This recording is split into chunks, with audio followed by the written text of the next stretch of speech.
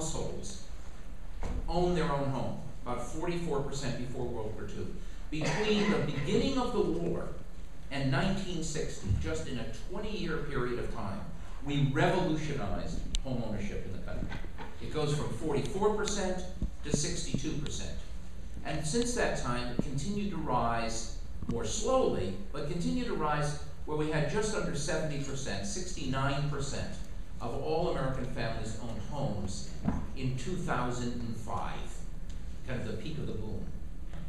If we take a look at what has happened since 1990, you'll see something that looks a little different. 1990 to 2005, we see the homeownership rate go up from about 64% to about 69%, growth of 5%. Small percentage for a large number of households, 130 million households. But then you'll see, beginning in 2005, a drop in homeownership rates. And the last time we saw that, I think, was the Great Depression of the 1930s. Okay? If you look at the homeownership rates right here in Massachusetts, it's quite interesting. Our homeownership rates were significantly below homeownership rates in other parts of the country. In fact, in rural states is where you found the highest homeownership rate. Believe it or not, in the relatively poor state of West Virginia, we had the highest home ownership rate in the year 2000. Those rates have closed rather dramatically, particularly since 2000 here in Massachusetts, so that by 2010, the home ownership rate was only about 1.6% lower in Massachusetts than it was in the country as a whole, down from about 8% gap in 1980. Here's a way to look at it in terms of just the Boston area, where in fact the gap was almost 9% in 2001, and then a dramatic increase, that's the red line, a dramatic increase in the home ownership rate, so that by 2010, particularly with the home ownership rate falling in other parts of the country where there were massive foreclosures, Nevada, Arizona, Florida, California, the home ownership rate for the first time, at least in history of the United States, as far as we can tell, the home ownership rate of Boston was higher than the average for the top 100 metro areas in the country, right? But there's a huge gap by race. So here is the difference between the white home ownership rate, the non-Hispanic white home ownership rate, and the African American or black home ownership rate for the US as a whole. Back in 1900, we can trace this back to the beginning of the 20th century, the rate was about 50% for whites, it was 21% for blacks. And then we see there wasn't much change in the home ownership rates at all for whites or blacks from 1900 to 1940. We then get the huge new programs that Nick talked about during the 1930s. We see the dramatic increase, so that by 2007, 3/4 of white families, 75.2% of all white families in the US, own their own home. Meanwhile, less than half of African American families own their own home US-wide, 47%. If you look at it by periods, you'll see why we've had this convergence and then divergence in home ownership rates. Between 1940 and 1960, the home ownership rate of whites increased by 41%. That's the percentage change. The increase for blacks was 66%. And what was happening during that period of time between 1940 and 1960 was huge numbers of African American families were coming from rural areas in the South when they were working on cotton farms, moving to the north to work in factories like the auto factories of Detroit or the tire factories of Akron or the steel mills of Pittsburgh. And they were also getting good jobs in unionized industries, and for the first time had the incomes that allowed them to purchase homes. They were segregated homes, but they were able to see an increase in their home ownership rate, which actually exceeded that of whites. So there was the beginning of some convergence, still a big gap, but some convergence between white and black rates. 1960 to 1980, again, a boom period in the economy for most of that. And again, there was an increase in the black rate that was higher than the white rate. Then between 1980 and 1994, there was a continued slight increase in the white rate, but a decline in the black rate. 1994 to 2004, that decade of boom, including a lot of subprime mortgages and so forth, You saw the increase in the black rate exceed the white rate again, but then since 2004 through 2011, there have been declines in both, but about a 2.5% decline in the homeownership rate. Not 2.5 percentage points, but 2.5% decline in the white homeownership rate, but nearly a 7% decline in the black rate. So you can see this ebb and flow of this gap between whites and blacks. Here you can see it just across the board, looking at different racial and ethnic groups. Non-Hispanic white peaks at about 76%. That's greater than the 69% for all households. Asian, Pacific Islanders, around 61% in 2006. Hispanics, for the first time, exceed the black rate, about 50%, and the black rate is down somewhere in the neighborhood of a peak of 49% and now down to 45%. Finally, we can take a look at Massachusetts homeownership rates, and this is what I found most staggering of all. We've estimated this from American Community Survey data for the most recent period. Before that, it's census data, it's census of housing. For all intents and purposes, when we move from the US to Massachusetts, what you find is that the homeownership rate among African Americans today, 2010, is hardly higher than it was in 1930. And to me, that I didn't even guess at that number. And when I first saw it come out of the computers, our graduate students were generating these numbers. I just went back to them and said, that cannot possibly be right. You've got to run it again. And we ran it again and again, and then we called the Census Bureau, and we called my friend John Logan at Brown, and he said, yeah, that's right. In fact, Boston, if we look just inside Boston, you'll see these differences in the homeownership rate. 37.3, this is going back a decade. We don't have the new numbers out for the current census.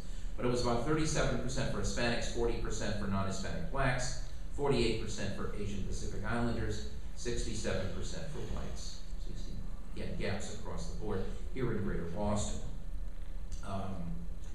The last thing, before we open it up for questions, is I went back and I said, well, how about the homeownership rate of Boston relative to this Greater Boston relative to those other 199 metro areas? It turns out that of the 100 largest metro areas, the Hispanic homeownership rate in Greater Boston makes it the 4th lowest of those 100 metro areas. And for blacks, it's the 5th lowest. So in terms of home ownership rates, we have a long way to catch up here. And I think the last point I would make, and I think Nick and Elyse talked about it, at least indirectly, is in a sense, white folks, we've gotten into home ownership. We saw some improvement in the possibility that other groups would be able to join us in the home ownership market. And now that's really open to question. So we have a lot of grist for the mill. We're opening up for questions now. Who wants to begin? Thank you. Over here. Back to Justin. Would you please introduce yourself and tell us who you are, what you do in 30 words or less? Microphone. Sure. Hi, my name is Justin. I'm a graduate student here. Just a question, both of you briefly touched on various subsidies. Question about the mortgage interest deduction, which I didn't think either of you both mentioned it briefly, but there's talk that really what the mortgage interest deduction does is it really subsidizes people that are really high up there on the income scale, because it's the more expensive home you buy, the more interest you're going to be paying on your mortgage, the bigger break you get. Just in terms of where we go forward from here, is that something that you think, forget the politics of it, should the mortgage interest deduction in its entirety be left as it is? Should it be tampered with a bit? What kind of role should that break play going forward in an ideal housing market? I can't forget the politics. But let's talk a little bit about the mortgage interest deduction, because I think in many ways your observations are on target. It's easy to overstate the mortgage interest deduction as a causal factor in what happened. The mortgage interest deduction was around when the federal income tax was ratified in 1916. So it's been around for almost 100 years. So we can't point the finger and say it was a mortgage interest deduction that was the cause of the housing bubble burst. But saying that, again, your observations are on target. It is the most regressive tax subsidy that we have. Most low-income families, even if they are homeowners, they take a standard deduction, so they don't itemize. The majority of the benefit goes to families earning over $75,000 a year, and almost the majority goes to families earning over $100,000 a year. And economists would argue that what it does is encourage people to borrow more. And borrow more means bigger homes, which has all kinds of implications. Now, saying all that, and coming to an observation that if it didn't exist, we wouldn't invent it. So give me into the politics for a second. But it exists. And 2/3 of all American families, as Dr. Bluestone pointed out, still own their own home. Even those that don't think they get, even those who don't get an itemized deduction and get a mortgage introduction, they still think it has value, because in some ways it does provide a boost to the price of housing overall. I think, to answer your question, it is on the table, but it's not on the table because it's a regressive housing subsidy. It's on the table because we're looking at tax reform. Now, the politics may say we'll get no tax reform, but it's too big an item on the tax subsidy list not to deal with. It is the second largest tax subsidy in the United States overall. It's about $125 billion a year. So I think if we do deal with tax reform, we will see a modification of the mortgage interest deduction. We won't see an elimination of it. I think politically that's a third rail, but I do think we will see some modifications if there is tax reform. I always enjoy listening to Nicolas. So there's not too much more I would offer, except to say, again, as I indicated earlier, I think that every single one of these levers is really part of an overall structure, right? And it's very hard to sort of pull one out and say, should we change this or should we change that? I mean, the truth of it is, if you look at monthly housing expense, it's principal, interest, taxes, and insurance. So, you can send interest up effectively because you're reducing the subsidy on it. That then will have an impact on our taxes and insurance and principal. So, I'm not in favor of regressive taxes generally, and certainly being aware of that generally. So I suppose maybe there'd be one, but so in general, I would support the idea of moving away from regressive tax. I think that we do need to understand it in the context of all of these other levers that actually impact price. Could I follow up on that, because I want to try something on you, Dr. Retsinas. Let's say you're called before Congress to testify on this question, and they were to ask you, what should we do with the mortgage interest deduction? Would you suggest, A, do away with it if we could, politics aside, B, change it into maybe a tax credit rather than a deduction, or leave it as it is and cap it at some level? Yeah. Are there changes that you would suggest? And then what do you think might be feasible? Well, it's funny you asked that question, Barry, because when I first came to the Joint Center for Housing Studies, the first paper I wrote was toward the creation of a low-income homeownership tax credit. Wow. A fungible tax credit back in 1998. It was so persuasive that it died for lack of a second. So it seems to me that Congress already said they don't care what I think about this issue. But it goes along. I've written a dozen papers like that. Well, there you go. You know the feeling, right? So it goes along with what I said before, that I do think there is a role for a government subsidy, cognizant of the larger issues that Elyse sort of talked about. But I do think it ought to be targeted to those most in need. Clearly, the mortgage interest deduction doesn't pass that test. Some kind of tax credit, income-sensitive tax credit, I think would be a most effective way if your goal is to help working families, which I think should be the goal. Thank you. Next question? Oh, I have one. We have one here, and then we'll be coming My name is Mike Crawford. I got my MBA from Northeastern. The question I had was... What do you do now, Mike? Pardon? Do you have a job now?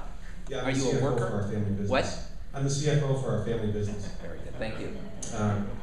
And this question was related to what something Nick had mentioned earlier about on the interest rates and how they're figured as a 30-year fixed rate, and how other countries have variable rates over different lengths of times. And what I'm interested in is how does that affect their housing policy? What's their home ownership rates in other countries? And does the variable rate really do any damage compared to what we're doing with our policy here in the U.S.? Well, just about every other country has as its primary type of mortgage product an adjustable rate mortgage. Though it varies country to country, sometimes an adjustable rate is adjustable every year, sometimes it's fixed for up to 5 years, sometimes it's 2 years overall. There is no country that has the extent of government involvement in housing finance as we have had historically in this country, and certainly not to the extent we have today overall. I think it's a little bit dicey, however, to compare home ownership rates country to country, because there are so many factors that go into it. For example, even the data that Dr. Bluestone showed, you know, part of the reason that people of color have lower home ownership rates is because they have lower incomes. Part of the reason they have lower home ownership rates is because they're younger. So all those things are part of the variable. So it's not a sort of apples and avocados kind of look at it overall. In terms of overall home ownership rate, again, some inconsistency in the data, but the U.S. isn't even in the top 10 in terms of home ownership rates sort of internationally. But again, I think the question is not so much comparison with other countries, but asking a very serious question. Does the government have is it in the government's interest, is it in society's interest to help working families own a home?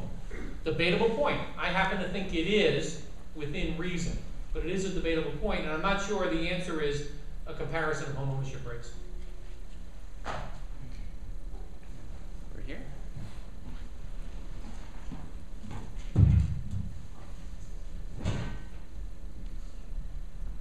Okay, I probably have about a dozen questions. But you got to start with who you are.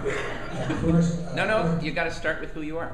Oh, I'm sorry. I'm Jerry Berwick. I live here in Boston. I'm an attorney.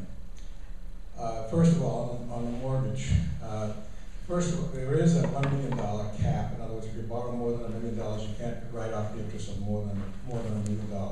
Second of all, if you buy a house, let's say, and mortgage, get a $500,000 mortgage, you pay it down to $300,000, then you refinance, you figure, oh, you get a better rate. You go back up to $500,000. You can only get $300,000 plus $100,000, and that's the limit. So there are limits right now on the mortgage interest. But I'm losing my train of thought. Well, what I'm concerned. There are limits. I don't think they let you get away with that too easily. I mean, there are limits, but do we really want to subsidize second homes, which are now? I mean, there are some things that seem a little out of whack. No, I mean, even for the most prudent supporter of mortgage interest reduction. No, I was just telling you that anecdotally, so you'd be aware of it. I wasn't taking a position on that at all. But what I didn't hear about, and I don't understand.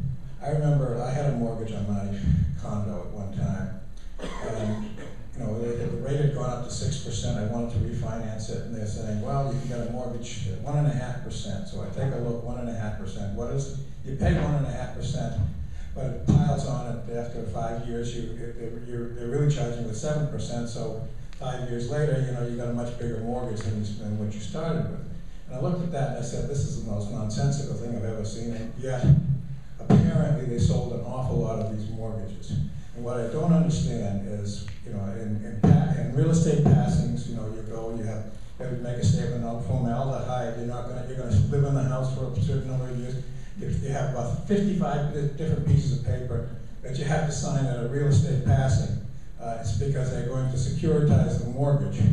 But yet, they gave mortgages that they knew were absolutely no good, and I don't understand why did the government back these mortgages? Why can't they just say, look, if your information is inaccurate and you're giving us fraudulent information, there's no guarantee on this mortgage at all, and whoever put it out, you're stuck with it. Thank you, Jerry.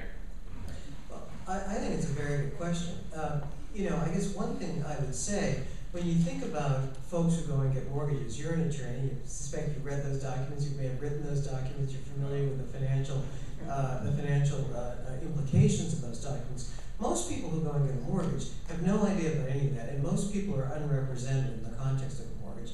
They have a broker out there who says, oh, I'm your advocate, but in fact they're not an advocate, right? They're really out there trying to figure out the greatest return that they can get based on the products that the market or Wall Street has created, right?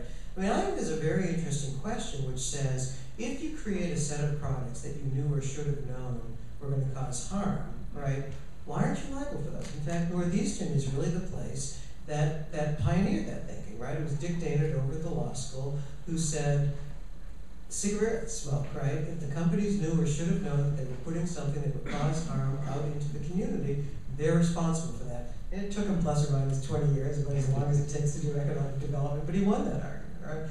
And all of those suits have gone through. We started talking about that back in 2007, right? It's like, why in the world isn't that something that, somebody, whether it's federal or state, is going after? Well, so, we've talked to a bunch of the state's attorneys general about that, and they say, not much we can do, it's the feds, right? Because in fact, all of these institutions are governed federally, they're regulated federally. And then you talk to the federal regulators, and part of what they're saying is if we really, insisted that people pay the price of that, we'd start to take the home mortgage down, and then you kind of get back to a too big to fail argument, right? Well, I don't know whether that makes a lot of sense. I mean, there are a lot of circumstances. If you go to Toys R Us, you buy a doll and your grandkid gets injured because it turns out to be an exploding doll, right? You don't say, geez, it was the sales guy, right? You say, who manufactured that thing, right? And so this idea, and it seems like what Wall Street talked themselves into was the notion that somehow you could take all of these essentially exploding mortgages, because that's really what those are, right? The negative amortization mortgages that cost more in the back end, and provided you packaged them up together and sliced them and diced them and sold them, that somehow imposing structure on a lousy asset improve the quality of the asset. Well, that just doesn't happen, right? But the question of why those are, why anybody's backing those at this stage, I think, really has much more to do with the question of trying to keep the entire market from imploding. That's a whole other conversation about whether you think that's a useful route. Let me add one historical fact on that point, and then it's just been on a larger issue. As hard as this will be to believe, the Federal Reserve is the ultimate authority over mortgage lending, or at least it has been up until the creation of the new Consumer Finance Protection Bureau. It is the ultimate arbiter of mortgage lending. It wasn't until July 2008, this is well into the crisis now, July 2008, where they issued what they considered one of the most revolutionary rules they had ever issued, which said that a mortgage lender who makes a mortgage should take into account ability to pay. That was 2008. Now, it's easy to mock that. Matter of fact, let us all mock it. But at the same time, I think I'm not a conspiracy guy. I think there was an ideology in the first decade of the 21st century that said markets know best. Government is incompetent. Government is stupid. Government will get in the way. So let us get out of the way. Let us let the market proceed. And surprise, surprise. Yeah. I also teach, as Barry has noted before, and I once taught a class on housing policy, and I used to start by saying the best argument for a regulated market is an unregulated market. And indeed, I think what we saw in the first decade of the 21st century is one of the most wild west of mortgage lending. And that was the market. But I don't think it was because people thought that's the way for us to really screw up. It's because there was an ideology that says the market knows best, government knows worst. Yeah, but my whole thing was they had all these paperwork and all these requirements and all this baloney and no consideration as to whether or not the mortgage would be paid. That was really the essence of my question. 2008. I want to just, I can't help but tell an anecdote because you raised the question about the mortgage interest deduction. Nick reminded us that we can do this on second homes as well. And I gotta tell you the story. I don't think I told it to either of you, but this spring I was invited down to be one of the 2 keynote speakers at the special National Association of Realtors conference in the Ritz-Carlton in San Juan, Puerto Rico. This is pretty good gig. And I go down, you've not been on this gig. No, why By the way, I didn't realize when I got down there that this was a special conference with the 600 best gold realtors in the country. And the reason for the conference was to set up under Citizens United, Supreme Court decision that treats corporations like people, a $250 million PAC for the 2012 election from one trade association. The only thing good about it was it had the greatest name. It's called the Realty Party. But I'm giving my speech, and I give a speech, and I happen to mention the mortgage interest deduction, and I go on. And then it turns out they had the second keynote speaker, who was none other than the great former U.S. Congressman and former Senator from the great state of Mississippi, Trent Lott. Now, those of you who were here 2 weeks ago, remember I played Milton Friedman?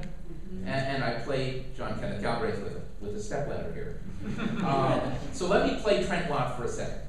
He comes up, he looks down at me and nods, and he says, I want to thank all of you here from the National Association of Realtors for the phenomenal job that you have done over the last 20 years in maintaining the mortgage interest deduction.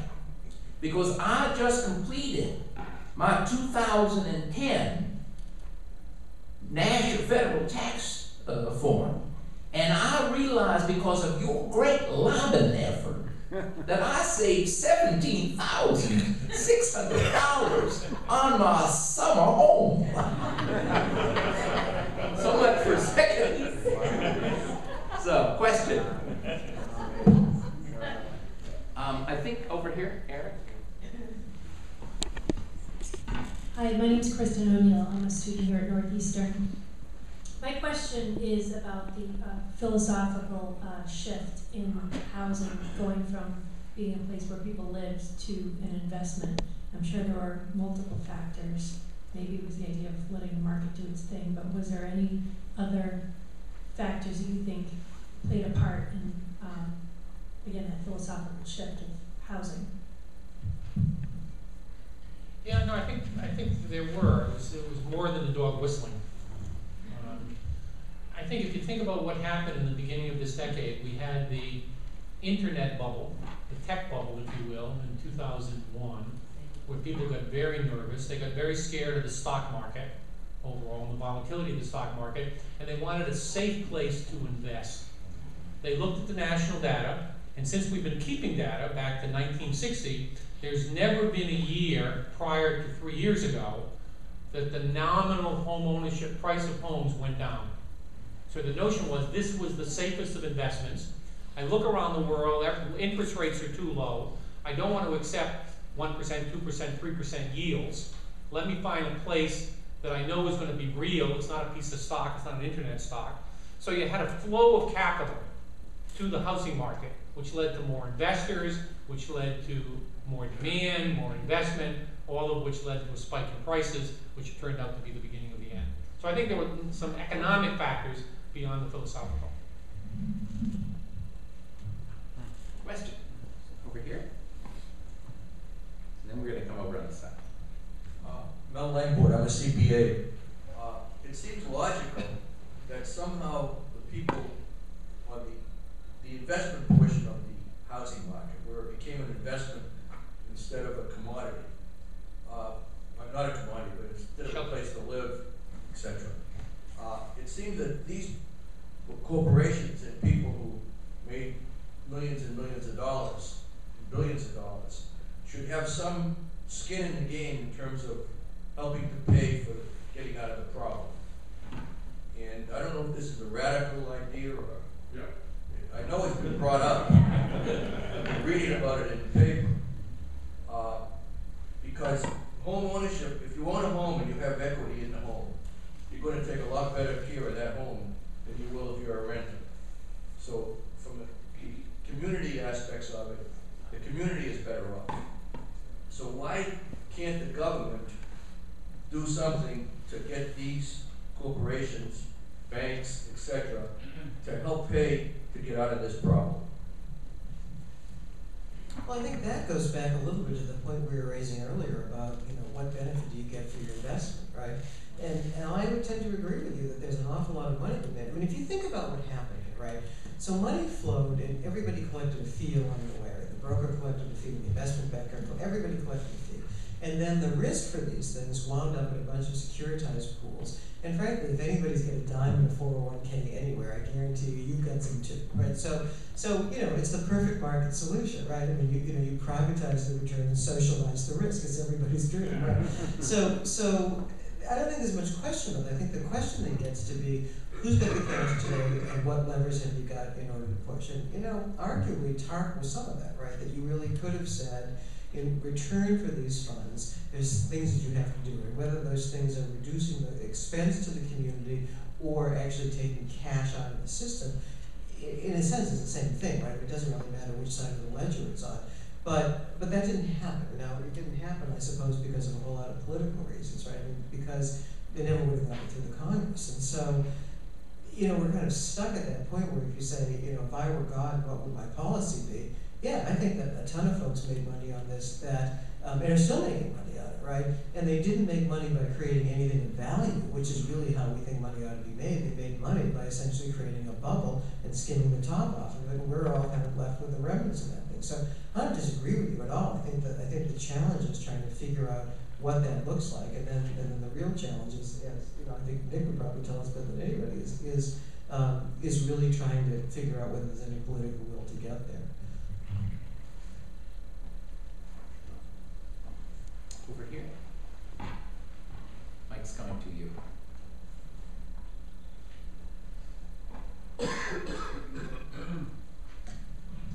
Well, this is a big subject. Nope. Who are Kathy you? Jacob. I'm sorry. My name is Kathy Jacob. I'm a transportation planner, data analysis person, map maker. I have also been a wife of a corporate nomad. I've lived all over the country. I have grown children, one who has tried to move, owns a house and couldn't sell it in Atlanta, one who lives in Dallas and tried to invest and fix up houses and lost his shirt, another one who can't afford a house. There's no way, with 2 incomes, no way. And this is a high sticker market here. I've lived and came up from Dallas, and it was sticker shock coming up here. But I do have 4 more years left on my market. The question is, will the world economy permit us to maintain the high prices of our housing? India doesn't have mortgages. I bet you their housing is really cheap. In the context of the world economy, will our housing be able to be high, or will we turn it into something that is like buying a pair of shoes? Well, I don't know, that's a hard question to answer.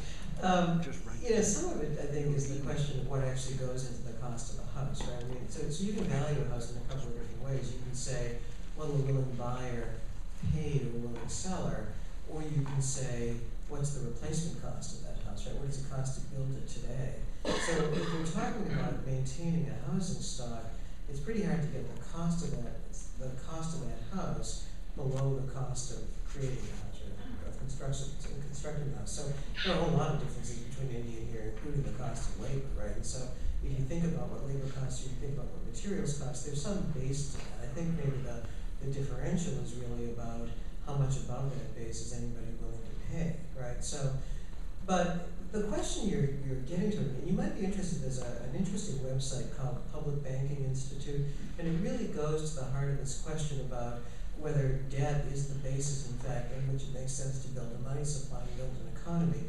And I think their argument would be not. I find it a fascinating argument, although at the moment I'm still agnostic on the outcome of the thing. But you know, part of the question is, are we best off having debt essentially issued by the Federal Reserve and you know, the various member banks, or would we be best off in a situation in which government issued greenbacks, which is, you know, certainly the right granted under the Constitution, and you know, a fight that the sovereign has been having with the lending industry for probably 8 centuries, right? I mean, every time we talk about that, somebody starts yelling inflation, and that's, you know, that's kind of the watchword these days. I'm not sure anymore. I mean, as I look at what's going on in Greece, right, and watch to see how that is likely to sort of play out in the other European countries, it may be that we're on the cusp of a very different conversation about debt and about money supply. And you know, it's a conversation that has essentially been dormant since the Federal Reserve came into being, but in fact was very active for, as I say, probably 750 years ahead of that. So That's not an answer, it's just another, a set of additional things to think about with respect to that question. I did really like the mortgage deduction when I had a 16% mortgage. Question? Down over here. Oh, back there, right behind you. I've been arguing No, with my... we gotta start again. Oh, sorry. Helene there. I'm just interested in this topic.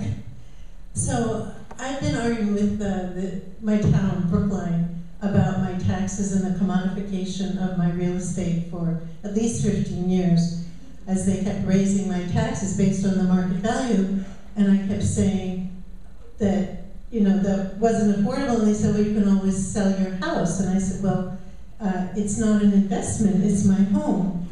Now, in the global scene, we see the commodification of all kinds of things which one might think are necessities of daily life, from different kinds of foods and grain to water, which is really terrifying, and just the general attitude toward housing as an investment as opposed to as a home. And I think this is a deeply important ethical issue, and that we've really been going in the wrong direction on that. When it comes to the taxes on my property, I think there's must be a state law that talks about how you look at how do you figure out the taxes, and it's got to be based on market value. And so I guess the remedy would be related to that state law. But in terms of the general ethical question, I would like to know what we can do to turn around that way of seeing things. Are there some practical things that we might be able to do to change the perspective on that? Well, it's a broader question than housing, of course, and what you're calling for is tax reform. Right now, a home is a proxy for wealth. It's not a good proxy for wealth, but it is a proxy for wealth overall, and as long as our municipalities fund their budget on property taxes, that's what they're going to do. There's just no way around it. So it's not a question of the housing market, it's a question of how we raise revenues to maintain and sustain our society. And right now, property taxes is an important way of doing that. As long as we rely on property taxes, you're not going to be able to avoid it. I would agree. I would also add a couple points to that, which maybe go to the broader question that you're raising. And in a sense, it's really the question for our accountant friends, right? I mean, right now, things are calculated based on internal rate of return, and there are a whole set of costs that either are on a balance sheet or they don't exist. But in truth, a lot of what goes on is not on a balance sheet, right? For example, Jason Clay did very interesting work a number of years ago on the true cost to all of us of reducing the genetic diversity of grain crops, right? I mean, we're beginning to see that play out in Africa right now as famines roll through because of the word for the thing that gets wheat, right? There's a rust that gets wheat, and there's a cost associated with all that, but it isn't in anybody's balance sheet, so it doesn't show up anywhere, right? So folks began to think about a new way to think about this. Instead of thinking about internal rate of return, they began to think about external rates of return, or for the more spiritual among us, sometimes people called it an eternal rate of return, right? But the idea was, again, to take these socialized costs that really weren't on a balance sheet and put them on a balance sheet so that wasn't everybody else just paying for it. And I think in a sense that gets to the heart of what you're saying, right? That clean water is an expense. It costs something to do that, right? And to the extent that that expense doesn't show up on anybody's bottom line, they don't really care about it very much. It's not magic. It's just something that, again, the body politic picks up. When it comes to the water, I'm really thinking about the commons, Yeah, absolutely. Yeah, thank you. Let's continue down here. Thank you.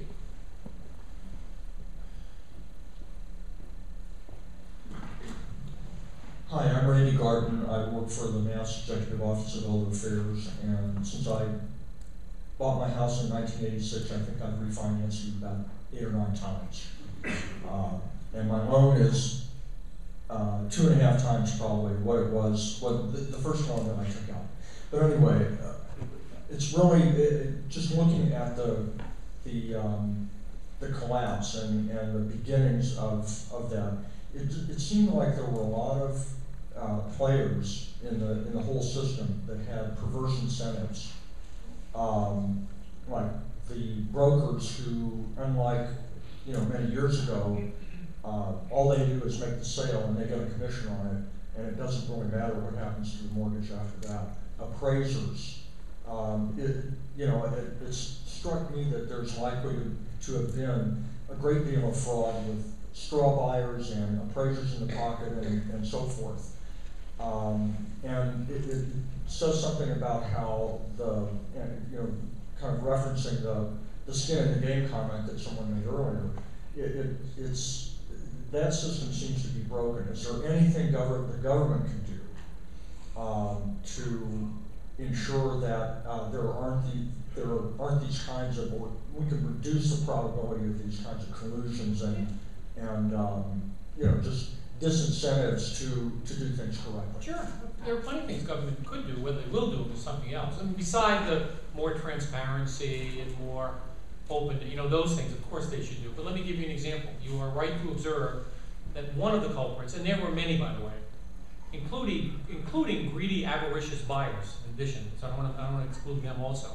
But there was clearly a pattern of push marketing, where there are a number of intermediaries in the home buying and home financing process and Elyse mentioned it before, whose compensation was tied to number of transactions. I proposed a few years ago, again, this one also died for lack of a second, so I'm not sure why anybody's listening to me. Kind of overall, I suggest why don't we compensate on performance? So why don't we let a broker not only sort of collect on the transaction, but have his collection be phased in over time on the performance of the loan? We do it with insurance agents, so we have the technology to do that. So let them have a vested interest on the loan performing. Because my sense, if we create those incentives, the market could do a better job of regulating than government could ever do. So that's what I think we could do, is make it less on the transaction and more on the performance. I think it'd be a dramatic shift in how financial engineering takes place. Yeah, I would agree with that, and I would go further too. I mean, right now, I was just reading the other day, Attorney General Coakley has apparently popped a number of folks in jail for doing exactly this sort of thing, but that's cleanup after a frothy market, right? And classically what happens is when markets get really frothy, then that's when you start hearing about it. We don't need government, we don't need regulation. I mean, everybody's at the feeding trough, right? Really trying to make money on the thing. And it's only afterwards that folks start to say, geez, maybe we should have been more careful. But, at the time that the frenzy is going on, you're about as appealing as an Anna Pipna to come back and say, well, maybe we ought to have some more regulation. This is clearly the moment that it ought to be in place, right? But it is the hardest moment, I think, to put it in place. Over here, and then the last question will go up there.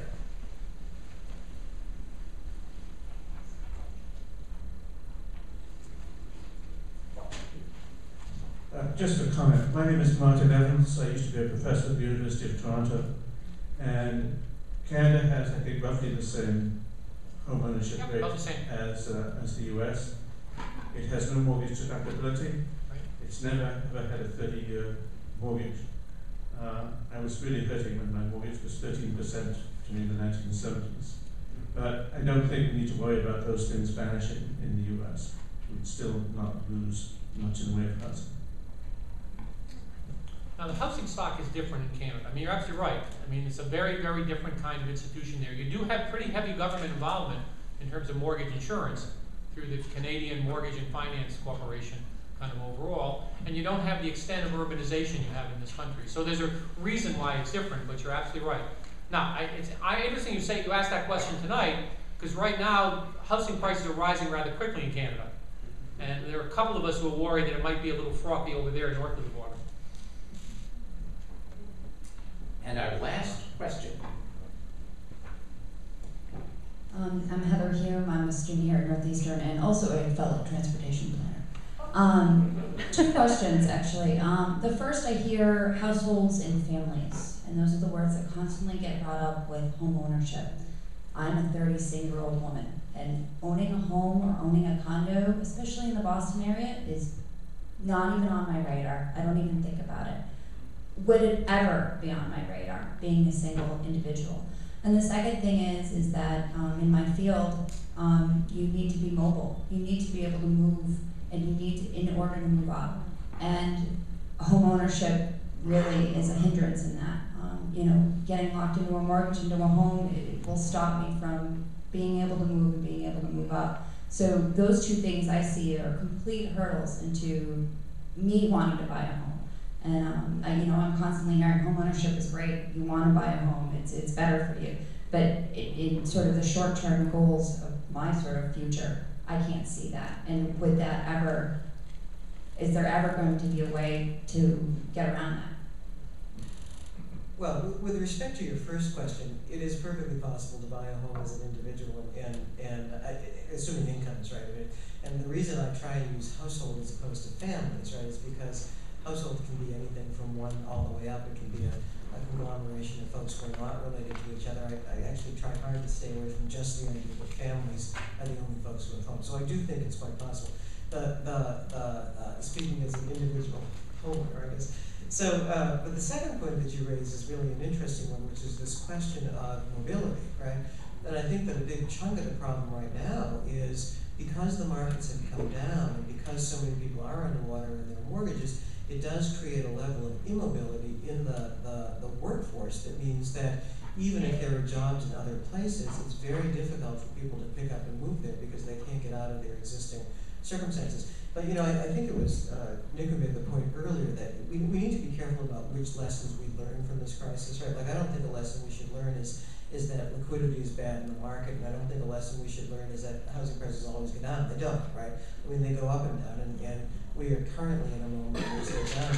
I'll tell you, I had a conversation at one point a couple of years back with the attorney who heads the securitization practice at McDermott, Will and Emery in New York, which is really sort of ground zero for securitization. And I said to him, what were you thinking, right? He said, no, we didn't imagine markets would ever go down. But some of that, it sounds sort of ridiculous. He's a bright guy, well-educated, and in charge of the thing. But I remember back when I first hit my really big first real estate downturn in 1991 and 1992, and the few folks around who started talking about the 1970s, I thought were really ancient. Anybody who'd been through a crisis before was really old. Well, now, of course, I find myself in that spot, so I may be modifying my view here, Ted. But the point, I think, is that the really big shifts in housing market actually are far enough apart that they're a little bit generational, right? So anybody who's come through this market will have a very, very different sense of things than people who've come in sort of from the early 90s up to the present. And so part of it is we lose the expertise, right? We lose the knowledge of saying markets go up and down. And I've talked to folks in the neighborhoods who got into trouble who say, the problem is people brought out brokers who didn't really know what they were talking about. They were too young. They'd never been through a down market. They firmly believed in their entire history there had never been one, right? They never think there was going to be one because we forget our history. So I guess the thing that I would say to you is today, if you need to be mobile, it's probably not the best time to be buying a home, right? But I don't expect that will last forever. And it's unclear how long it will last for, but there will be some generation of people coming through in 4 or 5 years who have a very different view of things. It's a great question to end on because your logic is impeccable, but it doesn't seem to relate to what's out there in the marketplace. Let me give you an example of that. We just gone through arguably the worst period for homeowners this country has ever experienced. The Great Depression probably was worse, but we don't have great data to verify it's worse. So it's not the worst, it's the second worst that we've had in the last 100 years. Home prices down, as I said, 30, 35%. In parts of this country, 40, 50% kind of overall. You would think with that, everyone would say, hey, wait a minute, we really made a mistake. Owning a home is really a bad idea. It's sort of a terrible idea. Yet there was a survey done 2 months ago of renters in the United States. 67% of renters still thought owning a home was the best thing they could do, and they aspired to own a home. So I'm not saying you're in the minority, but there seems to be a reluctance to give up this notion of owning, even in light of what we've just gone through. I don't know what that tells us about our psyche, I don't know what it tells us about our culture, but I'm not quite ready to say home ownership is yesterday and renting is tomorrow. I'm not quite ready to come to that observation.